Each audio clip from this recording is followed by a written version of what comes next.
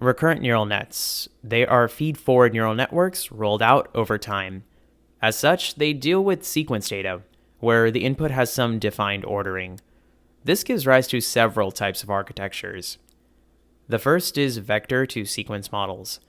These neural nets take in a fixed size vector as input, and it outputs a sequence of any length. In image captioning, for example, the input can be a vector representation of an image, and the output sequence is a sentence that describes the image. The second type is a sequence-to-vector model. These neural networks take in a sequence as input and spits out a fixed-length vector.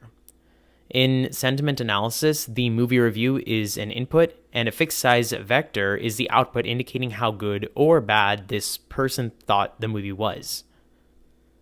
Sequence-to-sequence models is the more popular variant, and these neural networks take in a sequence as input and outputs another sequence. So, for example, language translation. The input could be a sentence in Spanish, and the output is the translation in English.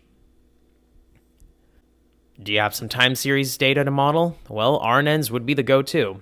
However, RNNs have some problems. RNNs are slow. So slow that we use a truncated version of backpropagation to train it, and even that's too hardware intense. And also, they can't deal with long sequences very well. We get gradients that vanish and explode if the network is too long. In comes LSTM networks in 1991 that introduced a long short-term memory cell in place of dumb neurons.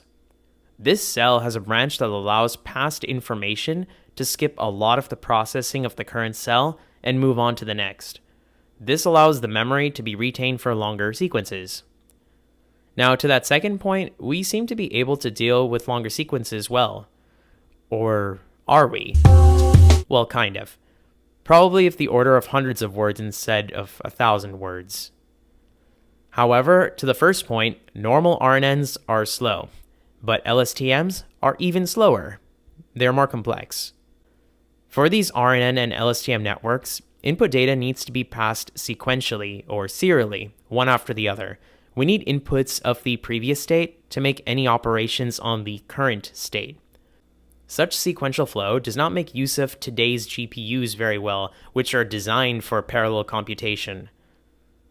So question, how can we use parallelization for sequential data? In 2017, the Transformer Neural Network architecture was introduced. The network employs an encoder-decoder architecture, much like recurrent neural nets. The difference is that the input sequence can be passed in parallel. Consider translating a sentence from English to French. I'll use this as a running example throughout the video. With an RNN encoder, we pass an input English sentence one word after the other.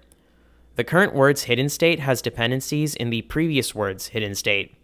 The word embeddings are generated one time step at a time. With a transformer encoder, on the other hand, there is no concept of time step for the input. We pass in all the words of the sentence simultaneously and determine the word embeddings simultaneously. So how is it doing this? Let's pick apart the transformer architecture. I'll make multiple passes on the explanation. The first pass will be like a high overview, and the next rounds we'll get into more details. Let's start off with input embeddings.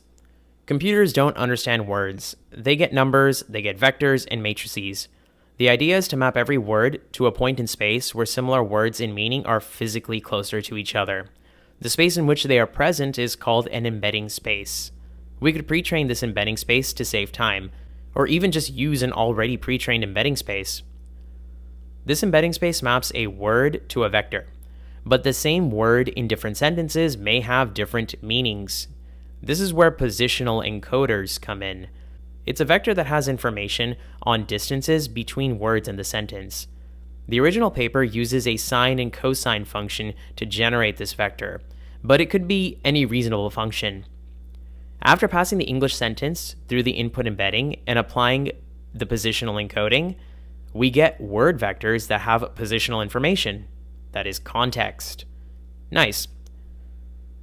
We pass this into the encoder block, where it goes through a multi-headed attention layer and a feed-forward layer. Okay, one at a time. Attention. It involves answering what part of the input should I focus on. If we are translating from English to French and we are doing self-attention, that is attention with respect to oneself, the question we want to answer is, how relevant is the ith word in the English sentence relevant to other words in the same English sentence?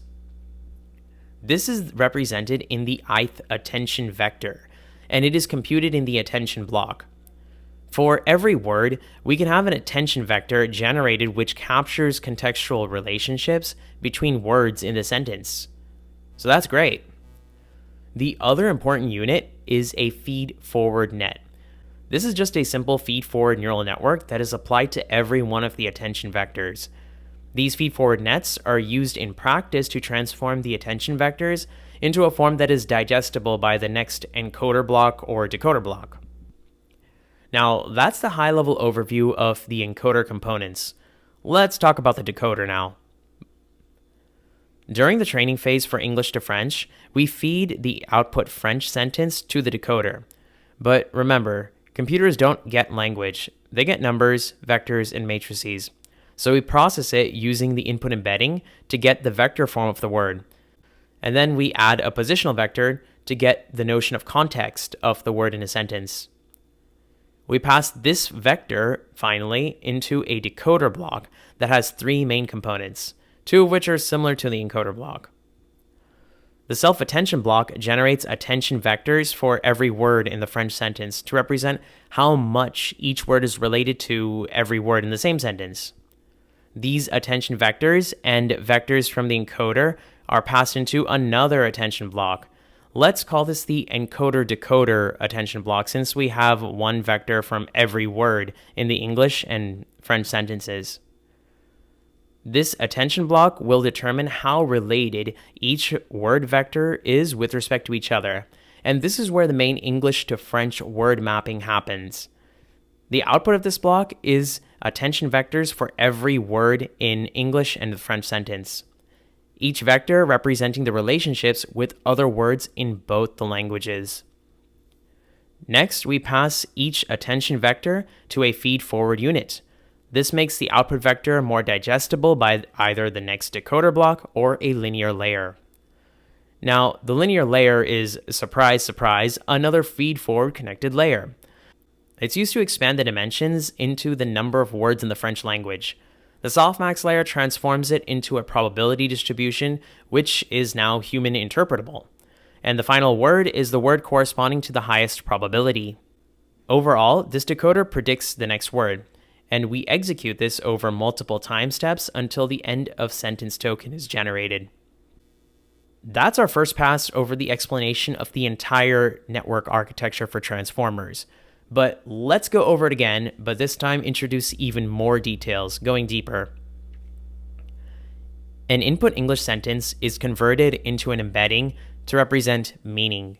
We add a positional vector to get the context of the word in the sentence. Our attention block computes the attention vectors for each word. Only problem here is that the attention vector may not be too strong.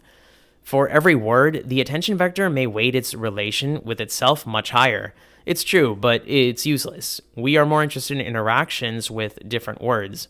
And so we determine like 8 such attention vectors per word, and take a weighted average to compute the final attention vector for every word. Since we use multiple attention vectors, we call it the multi-head attention block. The attention vectors are passed in through a feed-forward net, one vector at a time. The cool thing is that each of the attention nets are independent of each other, so we can use some beautiful parallelization here. Because of this, we can pass all our words at the same time into the encoder block, and the output will be a set of encoded vectors for every word. Now the decoder. We first obtain the embedding of French words to encode meaning, then add the positional value to retain context. They are then passed to the first attention block. The paper calls this the masked attention block. Why is this the case though? It's because while generating the next French word, we can use all the words from the English sentence, but only the previous words of the French sentence. If we are going to use all the words in the French sentence, then there would be no learning.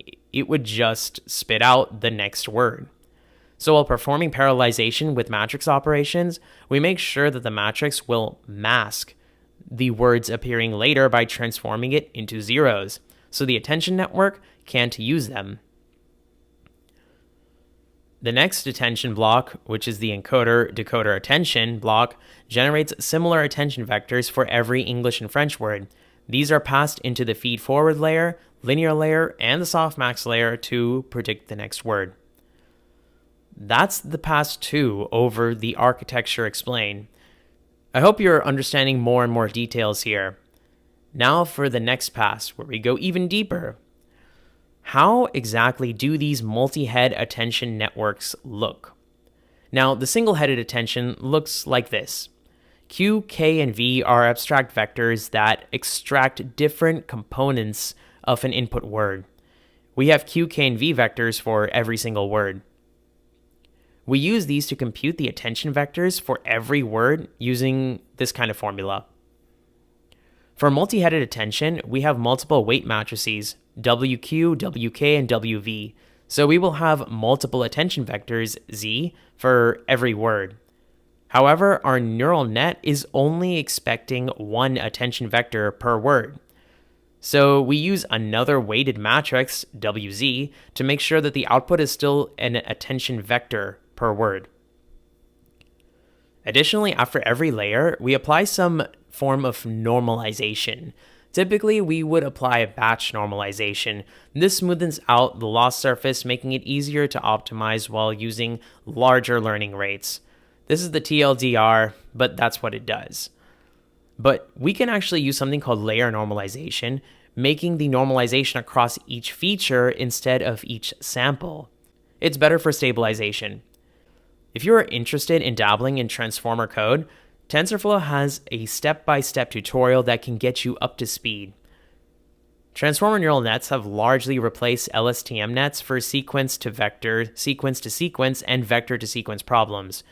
Google, for example, created BERT, which uses transformers to pre-train models for common NLP tasks. Read that blog, it's good. However, there was another paper called Pervasive Attention that could be even better than transformers for sequence-to-sequence models. Although transformers can be better suited for a wider variety of problems, it's still a very interesting read. I'll link it in the description below with other resources, so check that out. Hope this helped you get you up to speed with transformer neural nets. If you liked the video, hit that like button. Subscribe to stay up to date with some deep learning and machine learning knowledge, and I will see you guys in the next one. Bye-bye.